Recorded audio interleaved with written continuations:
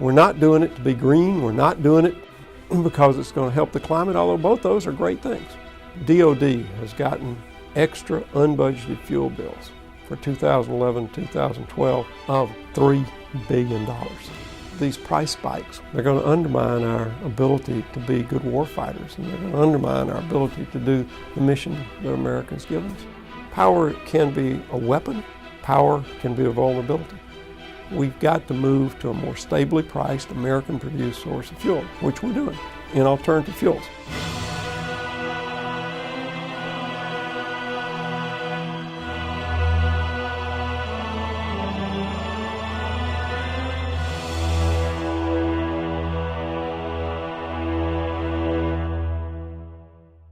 In this special episode, we focus on energy, becoming more self-reliant with renewable resources and cost-saving measures. In 2009, Secretary of the Navy Ray Mabus outlines 5 core energy security goals for mission readiness: increasing alternative energy department-wide and ashore, reducing non-tactical petroleum use, making the fleet more green or energy efficient, and evaluating energy factors in awarding contracts. We discussed these measures with Assistant Secretary of the Navy, Dennis McGinn, during his recent visit to NPS. Secretary McGinn, it's a pleasure to have you here on Inside NPS. It's great to be here. The Secretary of the Navy issued a number of energy goals to increase security and efficiency and to reduce the dependence on fossil fuels.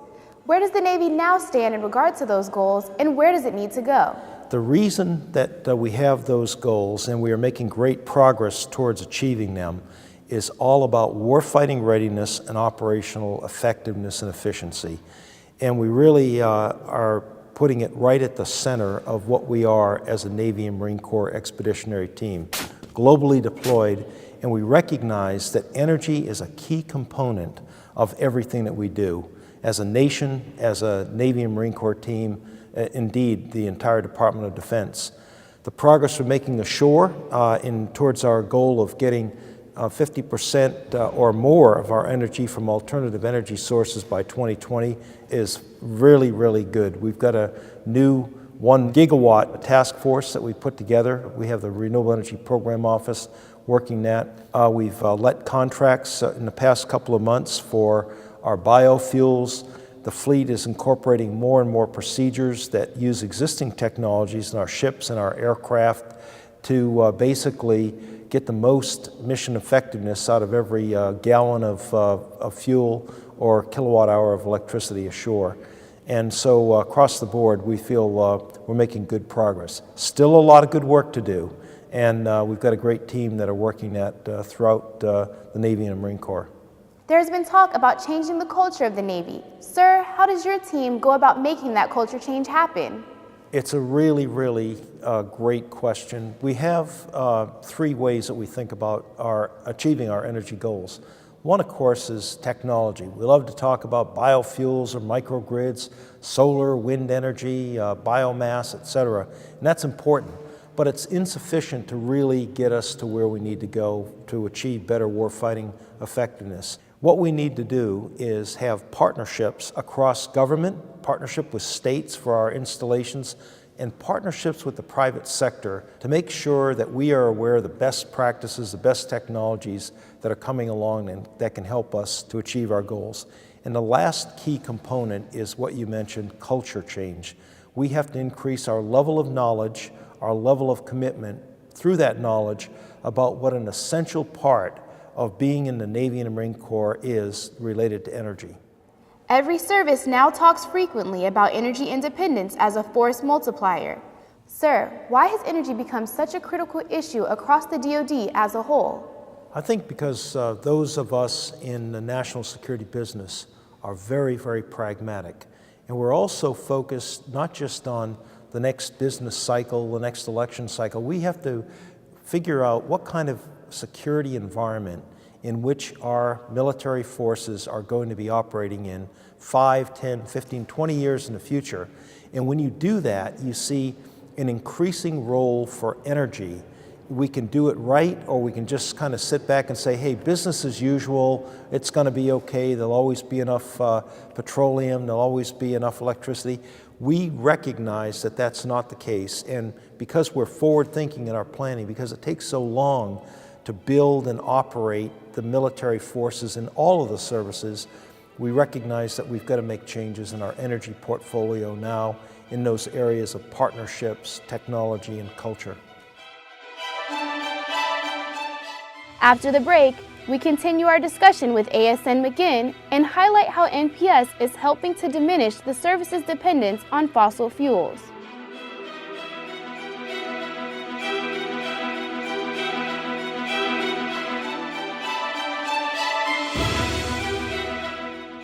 Welcome back to Inside NPS's Energy Special. During the Assistant Secretary of the Navy's recent visit, he reviewed energy research performed by NPS students and faculty. He had this to say. I think that the postgraduate school and the faculty and students have the waterfront covered, no pun intended, with our energy portfolio. I was briefed on theses that were directly relevant to all of our energy goals, everything from microgrids to alternative fuels to how you schedule and plan fleet operations, how you support Marines in forward operating bases in austere environments, so literally across the board. The other thing that was really, really important from those briefings was the outreach and partnerships that the Naval Postgraduate School is doing with the private sector, with the Department of Energy, with the national laboratories, wherever there is knowledge that is applicable to achieving our energy goals, we're seeing the postgraduate school reach out and create those partnerships. In the next series of stories, we highlight programs designed to give the U.S. forces the advantage, strategically and logistically. Professor Daniel Nussbaum, head of NPS's Energy Academic Group, discusses the efforts of the Sobrowski Institute. There are really three pillars in this business. There's culture and technology and relationships. And on the culture side, the Sobrowski Institute and the Operations Research Department have been working together on a number of initiatives. Innovation adoption, that is, things can be created that are very clever, but getting folks to adopt those innovations is not so easy. And there are a number of people across campus focused on the Sobrowski Institute who know a great deal about that, and we're very happy to be working there. Also, the Sobrowski Institute is developing a GMT, a General Military Training Program. And finally, we're looking at innovative ways to redo the acquisition program and how we acquire weapon systems with a focus on energy so that in the future we won't get caught, as we are now, with new weapon systems that are much thirstier than the legacy systems. Also, between the Operations Research Department, Sobrowski Institute, and the Military Sealift Command, there's a wonderful program called RASP, the Replenishment at Sea Planner, which optimizes how the Combat Logistics Force interacts with a combatant force to deliver fuel and ammo and water in an optimized way. 85% of the fuel used in the Navy is used for tactical reasons. So a large part of our energy use is used on the high seas. And it's delivered either when we refuel in port or when people from the Military Sealift Command bring us things. So the ability to minimize the cost of this thing is very important, not just for financial and comptroller reasons, but much more importantly for combat sustainability and combat effectiveness reasons. The problem itself is quite complicated because the customers are all moving at all times, and we are trying to catch up with moving customers and resupply them, what someone might call a traveling salesman problem with customers that are on the go. It has required some original theoretical developments. Principally, we had to develop a method which we've now patented for the Navy for determining the shortest oceanic routes between any 2 points on the planet. Astonishingly to us, this problem had never been solved mathematically, and it took us about 6 months of struggle to solve it ourselves. It was necessary for us to do that because we need to know many, many thousands of point-to-point distances in order to choose the advantageous routes for our ships to take. And this includes points that are in estuaries and bays and far upstream. And we need to do this in the shortest possible time and also avoiding low-lying islands and obstacles to navigation, including perhaps meteorological problems. There may be political limitations of where we are able to steam at any particular moment. So the problem itself turns out to be astonishingly complex, as we discovered to our chagrin. And as I say, it took us about 6 months of the rest of our careers, but we were able to finally solve that problem mathematically to our satisfaction, and solve it with a computer method, an algorithm that's so fast that we can get thousands and thousands of these shortest routes in just a fraction of a second. It's written in Excel, Microsoft Excel with Visual Basic, which is ubiquitous, available throughout the Navy, both on classified and unclassified systems. We've been able to reduce the workload, the data entry, and the workflows of all the reporting required by the CLF planners regarding planning and allowing for where the fuel will be picked up, how it will be delivered, who will use it, and how the deployments will take place. Turns out that we were able to save quite a bit of money and quite a bit of fuel through the use of these computer planning tools. One unexpected benefit of this is that the tool itself, which was intended to be a subroutine of our replenishment at sea model, has been installed by the Navy for the use of general ocean planners and is reportedly one of the heaviest used gadgets that the Navy has in inventory for all of their combatant commanders and their planners. In our next piece, Associate Professor Andy Hernandez outlines NPS's unique relationship with E2O, Marine Corps Expeditionary Energy Office. Energy is a force multiplier for the Marine Corps. The Marine Corps is very much focused on trying to increase its operational reach. Operational reach can be defined in two ways. Distance, how much can I travel with the same amount of fuel and energy, but go further with it. And how long can I stay in operation with the same amount of fuel and energy. The less I have to continue looking for new energy sources, the less I have to rely on the logistical tail, and the more effective, more efficient I can become. That's the whole mindset for the operational energy focus. Energy in this case can be defined not only in the fuel that's being used, but also in the energy of the individuals that are being expended to conduct operations. By integrating a robotic entity within the unit, that's a way to lighten the load of the Marine. The tactical long endurance unmanned aerial systems as a way to optimize solar energy and create a swarm capability that provided a persistent UAS presence in certain locations is a big win, because one of the things that the E2O director, Colonel Cayley, has done is basically helped him partner up with both NRL and ONR to develop this capability. And so that is basically an extension of the technology developed here at NPS is now going to be promulgated throughout the Navy or the naval forces. So that's a big win for us. We're looking right now at a way to quantify the effects of operational energy on the systems that are being built to support units.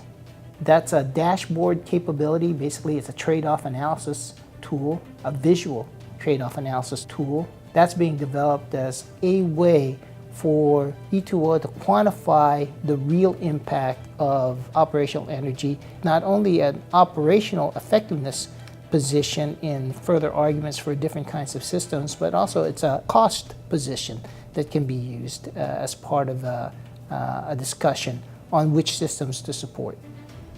Because of the disciplines that are throughout NPS, we've been able to answer a lot of questions for the E2O. I think the collaboration within the naval community and NPS, and collaboration with perhaps industry is something that ought to be examined and certainly leveraged.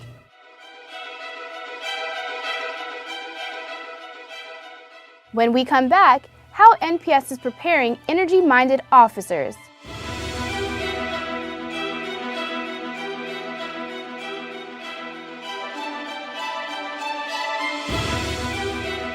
For the last last segment in our special, we take a look at energy-focused instruction at NPS and how students can take these specialized skills back to the fleet and back to the field. To start us off, Daniel Nussbaum, head of NPS's Energy Academic Group. Dr. Nussbaum, can you share with us how the energy focus has cross-pollinated the various programs here at NPS? We started with the idea that energy is applicable across all the curricula. Mechanical engineering and the electrical engineering come out of the applied sciences, and the financial management curriculum comes out of the Graduate Business School, and the Operations Research Department comes out of OIS, the Operations and Information Sciences. So we wanted to make sure that the message gets across that energy is applicable everywhere. We in fact have departments within all of the schools that cover the energy waterfront. In addition, there's a distance learning Master's in Energy out of the Systems Engineering Department coming along. The Sobrowski Institute and the Operations Research Department have been working together on a number of initiatives. For example, we put together a course for flag officers and senior civilians in the Department of Navy called Leading Innovation with an Energy Application Focus. And that class is now mandatory for flags and senior SESs, so they understand what's going on in the energy business. It's not about the comptroller and money, it's about warfighting and combat effectiveness.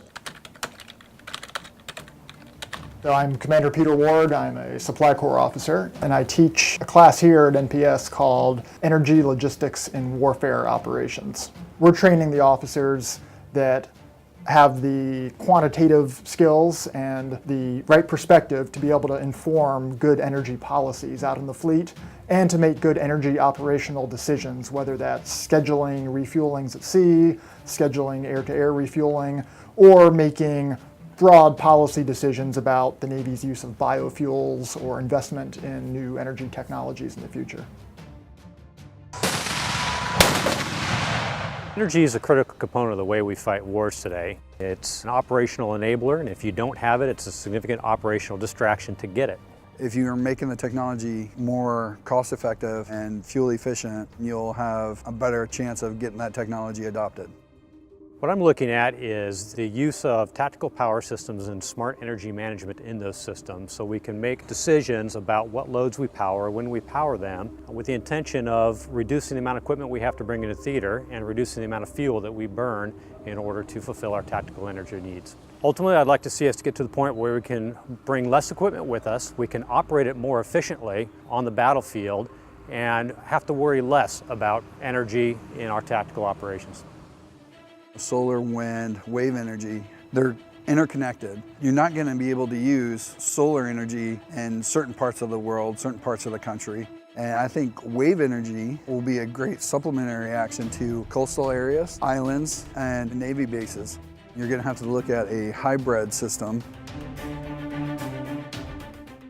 NPS is a terrific source of students who have operational experience who can take a look at what the technology is telling us versus how applicable, how practical is it to actually have in the force. What factors might play out if I were to look at a particular system that had to be energy efficient. I want to just say unequivocally that the Naval Postgraduate School is a national asset. It certainly is the great spot that we educate up-and-coming officers and civilians in our Navy and Marine Corps and Coast Guard. Indeed, in all of the services. We do that very, very well in ways that you just could not do in a civilian university setting. Importantly, we also have the ability to press the envelope on research and technology and methods to account for our energy.